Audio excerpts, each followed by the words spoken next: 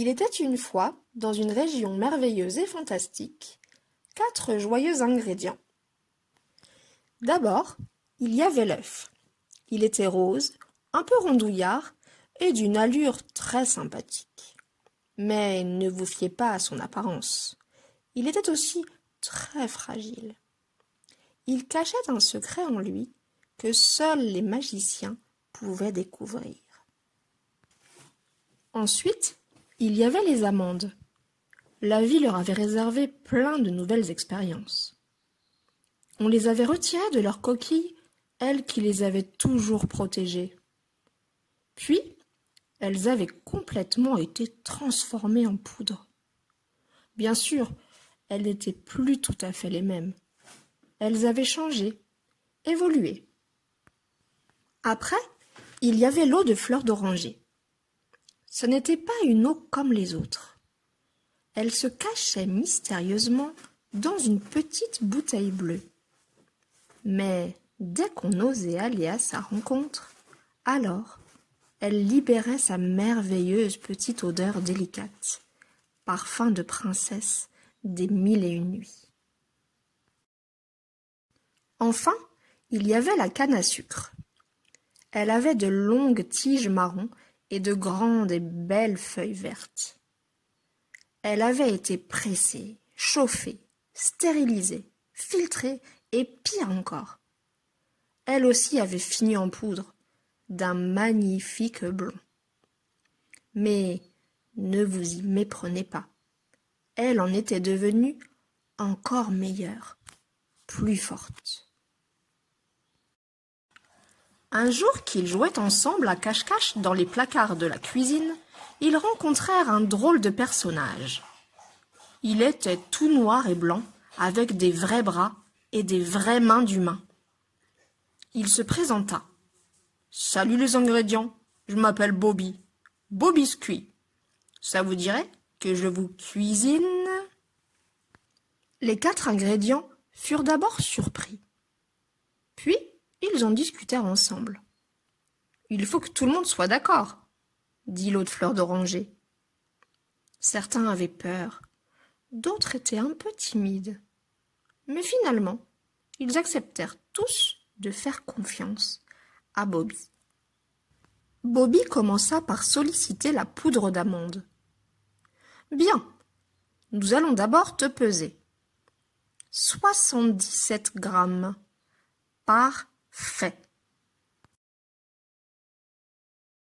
Puis vint le tour de la canne à sucre. Bobby fut très surpris. « Incroyable!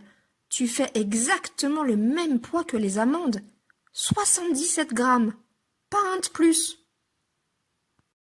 Bobby saisit ensuite l'œuf. Et tel le magicien qu'il était, abracadabra, transforme-toi. Et en un coup de bol magique, l'œuf s'ouvrit pour se laisser couler sur ses 2 premiers compères. Bobby prit alors sa cuillère magique, et en quelques tours, les 3 ingrédients furent tout mélangés. On entendit alors une toute petite voix triste murmurer. « Vous m'avez tous oublié. » Bobby répondit alors. « Bien sûr que non. Tu es autant importante que les autres. Comment aurais-je pu ?»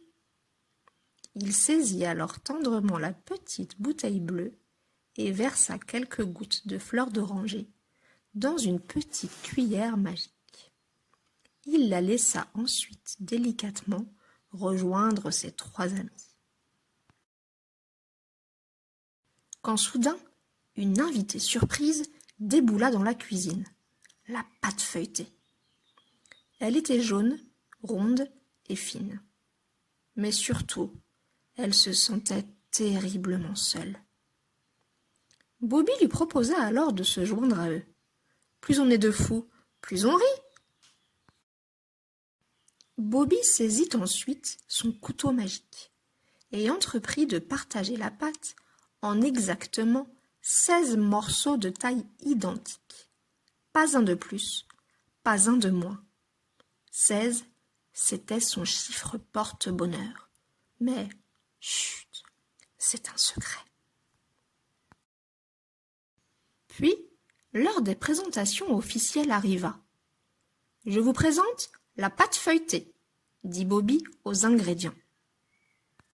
Les 4 ingrédients se mirent en 16 pour accueillir du mieux qu'ils pouvaient la nouvelle venue. D'abord un peu timide, à son tour, la pâte enroula les 4 ingrédients chaleureusement.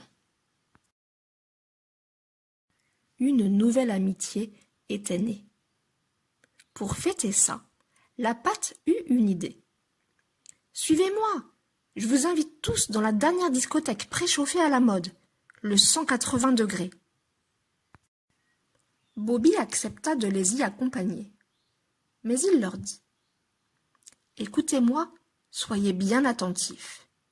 Si vous ne sortez pas avant 15 minutes, un terrible sort s'abattra sur vous. » Tout le monde dansa et s'amusa beaucoup au 180 degrés, sans s'occuper du temps qui passe. Et ce qui devait arriver, arriva. Quand la porte du 180 degrés s'ouvrit, les 4 ingrédients étaient tout cuits comme des biscuits. Mais finalement, ils vécurent tous heureux et eurent plein de petits gourmands